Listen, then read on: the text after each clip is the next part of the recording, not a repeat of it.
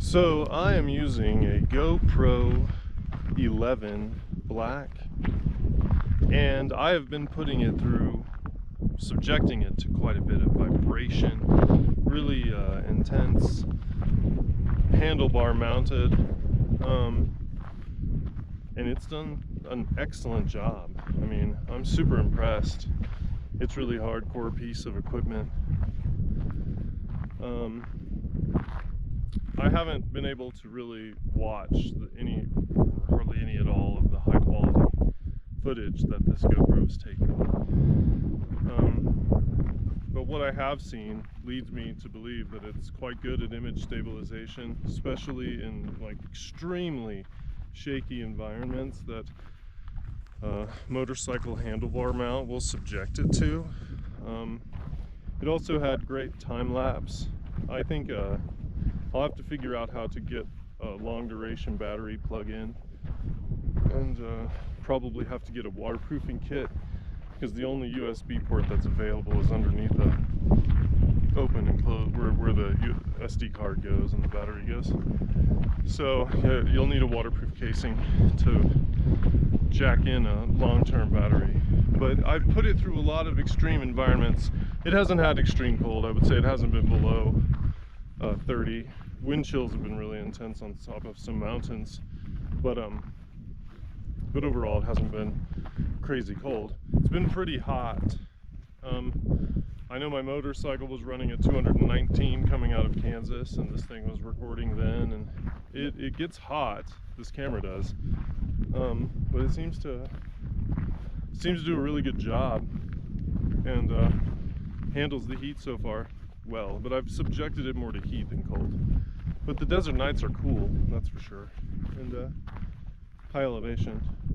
And so if you're looking for a camera that can accompany you on some journey, and you wanted to document your journey for some reason, then you could do worse than this GoPro 11. I don't know about any other products. I've only ever used this. In a way, I feel spoiled by my introduction to this technology because it does so many things. I'm very late to the game, but the newest technology is really impressive and tough, durable. But you know, for most people, I think they're like, oh, I had a GoPro adventure, and then I just go set it in a closet somewhere, and maybe a year goes by and I have another GoPro adventure. Is that really how it works? Are the vast majority of GoPros like... Of course, battery life is always going to be your thing. But the battery life is really quite good, I think. It does a really good job. I can't complain after what I put it through. And I have it on a motorcycle, and so I've run a charger into a box in the back where I have it plugged in, 2 extra batteries, and then the one I'm running, so I have 3 batteries in rotation.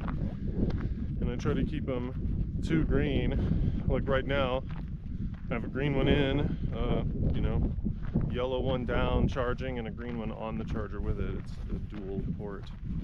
And so in that configuration, you can go a long way. You can do a lot of things. I guess part of what is supposed to be happening is that you're making something of quality, or something that is supposed to be meaningful to someone. Maybe all of us as individuals are seeking ways to influence culture. We're looking for ways to imprint our ideas upon others, and isn't that right? I mean, I guess GoPros could also be like, here's wedding pictures, or they memorialize events in people's lives.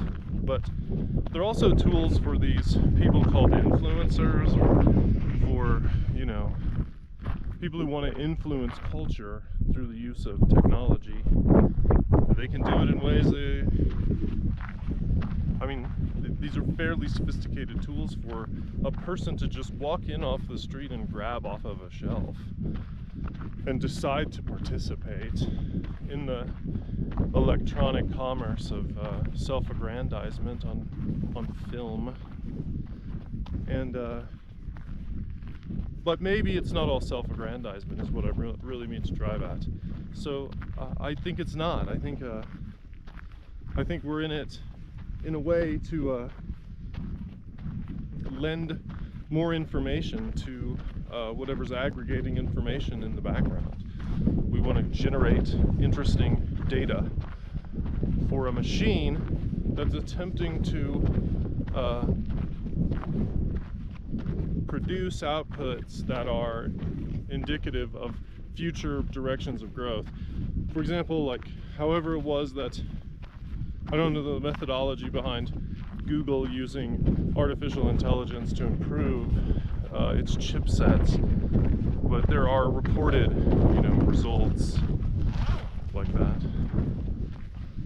Well, we're wanting something to pay attention to us. Now the signal that we're generating, right, it has to be picked up by another detector. I mean, a human, it's like saying, oh, I'm going to read even all of the papers in all the journals of speculative philosophy.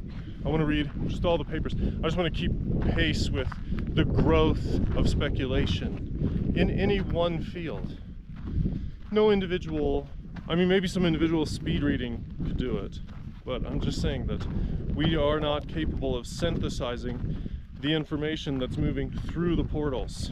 And so the idea is that whatever intellect is, it is capable of distilling out or selecting the statements within the corpus of knowledge that are relevant statements, and it can bundle those statements together in a cohesive document or compendium of individual statements, builds these things, that then it's eureka.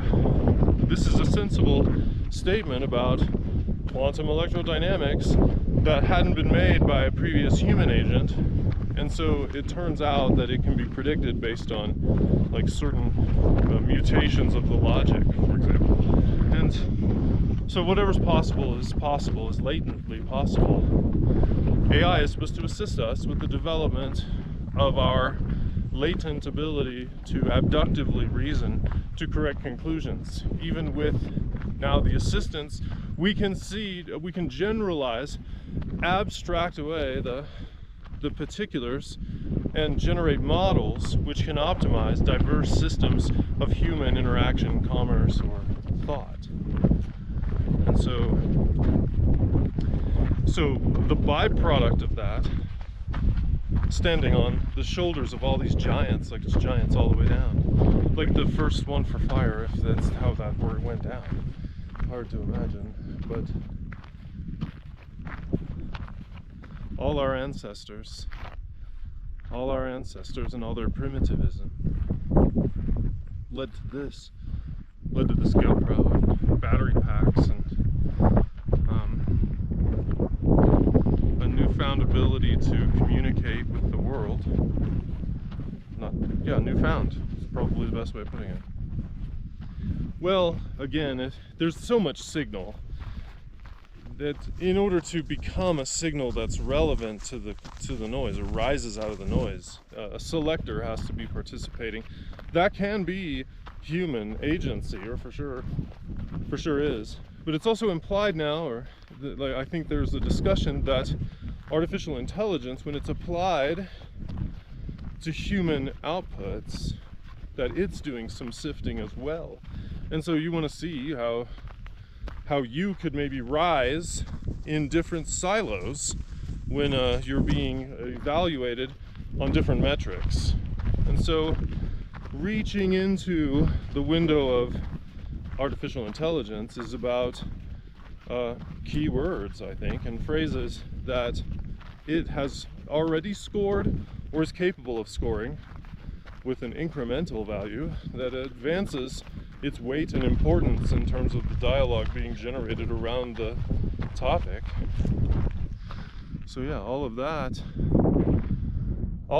leads to, speculation about what is going on with aliens and alien technology, because we don't really have access to books about alien technology.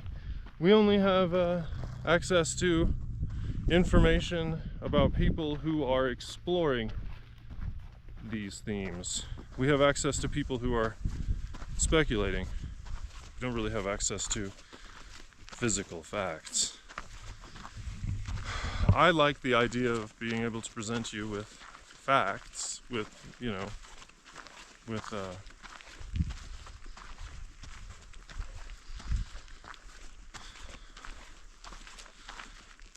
it's not facts, it's all a fact. All of this, all of reality, it's just about being in different places. It's not even about that. You know, I was on top of Wheeler Mountain, crazy storm.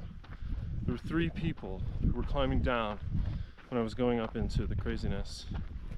One of them was blind, hiking Wheeler Peak blind in this crazy storm. Can you imagine? I can't imagine. I can't imagine it. Well, I mean, even the blind are doing it. So what is it, you know? Oh, it's a heavily trafficked trail up and down a mountain where you can stand on top of a mountain, survey the landscape in kind of a McDonald's drive-through sort of way. And I'll say that I've been on lonely mountains where there's no one. And the lonely mountains were actually a lot, let's say, safer feeling than this place. So I've got to hand it to the people who show up and climb all the way to the top. You're exposed, you're at risk. It's a great way to introduce yourself to, you know, a kind of near-death shakedown street. I highly recommend it. It's in New Mexico. I don't know where you'll stay. You could try driving out onto the Indian reservation. Tell them some 2 feathers told you to go there, right? Don't do that. And so yeah, whatever floats your boat, man. But there's a blind person hiking a mountain, and that's super impressive to me. And that's what I want you guys to be able to do. However infrequently, you just drink it. And you know, it's not easy to get there. You have to work as a team. You have to figure out where and how to approach it. And it's not just that place, man. That's just one. I mean, there's Lone Cone Mountain. Lone Cone.